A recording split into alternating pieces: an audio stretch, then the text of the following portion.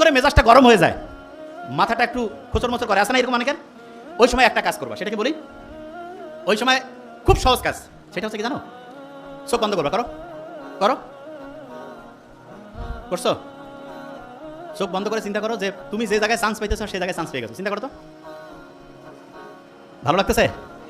আচ্ছা, একটা জিনিস বলি, পরীক্ষার হলে অনেক সময় খেয়াল পড়ে না, তখন চোখ বন্ধ করলে পড়াটা মাথায় আসে না। কারণটা কি জানো? চোখ হচ্ছে আমাদের প্রায় 80% সেন্স, মানে আমরা আমাদের ব্রেইনের যে খরচ 80% চোখ করে। কে করে? শোনো, একজনের চোখের দিকে তাকাইলে বোঝা যায় না সত্যি বলতেছে না মিথ্যা, এ ভালো চাচ্ছে না খারাপ, বোঝা যায় না? বলে না, চোখটা মানুষের মনের যে প্রতিচ্ছবি সেটা চোখের মাধ্যমে প্রকাশিত হয়। তোমার একটা পড়া মনে আসতেছে না, তার মানে ব্রেইনে যে জায়গায় পড়াটা রাখছো সেই জায়গা থেকে নেটওয়ার্ক ঠিকভাবে কানেকশন পাচ্ছে না।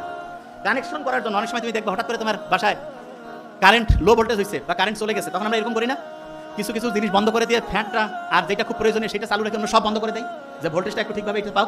ঠিক তেমনি করে তোমার ব্রেইনের ভোল্টেজে তখন কম বেশি হয়েছে, এই ভোল্টেজটা তখন কিভাবে আসবে? ঠিক চোখ বন্ধ করছো না, তখন এই শক্তিটা তো খরচ আর হচ্ছে না, তখন ও খুঁজতেছে পড়াটাকে, এবং পড়াটা খুঁজে আলহামদুলিল্লাহ চলে আসলো। আরেকটা জিনিস দেখবা, হঠাৎ করে তোমার একটা পড়া মাথায় আসতেছে না, দেখিও পরীক্ষার হল থেকে বাড়ি হইছো, ওই সময় মাথায় আসছে, হয়েছে এরকম হয় না?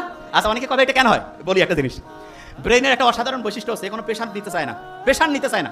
তার মানে তুমি পরীক্ষার হলে পরীক্ষা দিচ্ছ, তোমার একটা পড়া মাথায় আসতেছে না, ওই যে জায়গা থেকে বেরিয়েছিলাম, প্রথম কাজ হচ্ছে চোখ বন্ধ করা। কি করবা? বলো না কেন? চোখ বন্ধ করার পরে বুক ভরে শ্বাস নাও, এরকম করে 3 থেকে 5 বার নিবা এবং ছাড়বা। ওই সময় ব্রেইনের যে জায়গাটায় তথ্যটা রাখছিলা সেটার সাথে নেটওয়ার্কিং ব্যবস্থাটা স্ট্রং হয়ে যাবে, দেখবা যে ইনশাল্লাহ মাথায় চলে আসছে। আর যদি না আসে তখন ওই প্রশ্নটা একটু রিজার্ভে রাখবা, রেখে ওই জায়গাটা ফাঁকা রেখে অন্য জায়গায় হচ্ছে পড়া শুরু করবা, অন্য জায়গায় লেখা শুরু করবা, এবং করার পরে হঠাৎ করে দেখবা চট করে মাথায় চলে আসছে, হয় না? হয়, তখন ওই জিনিসটা লিখবা। ক্লিয়ার? আচ্ছা, অনেক স্টুডেন্ট আছে ওর পড়া কিন্তু মাথায় থাকে না, কয় ভাই আমি অত ভালো স্টুডেন্ট না, বলে না এরকম?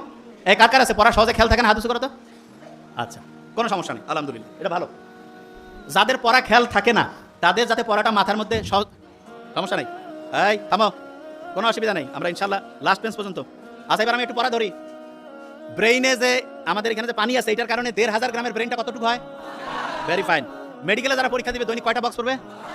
যারা ঢাকা ভার্সিটিতে পরীক্ষা দিবে কয়টা বক্স? যারা 2 জায়গায় দিবে 6টা। আচ্ছা, এইটা জিনিস কি কারো খেয়াল আছে যে ওই যে একটা আর্টিকেল যে ছাপানো হয়েছিল সেখানে বলছিল ব্রেইনে এমন 5টা উপাদান দরকার যেটা থাকলে ব্রেইনটা ফ্লো স্টেটে যায়, কথাটা ঠিক আছে? ফ্লো। আচ্ছা, নামাজ পড়লে কি ফ্লো স্টেট পাবো কি পাবো না?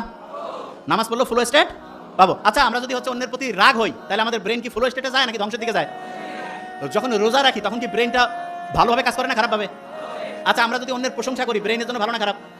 মায়ের দিকে যদি আন্তরিকতার সাথে তাকাই ব্রেনের জন্য ভালো না খারাপ? আচ্ছা, নামাজের পরে আল্লাহ বলছে না যে কাজে বের হয়ে যাও নামাজের পরেই, তাহলে নামাজের পরে যদি আমি কাজের মধ্যে চলে যাই এটা কি ব্রেনের জন্য ভালো না খারাপ?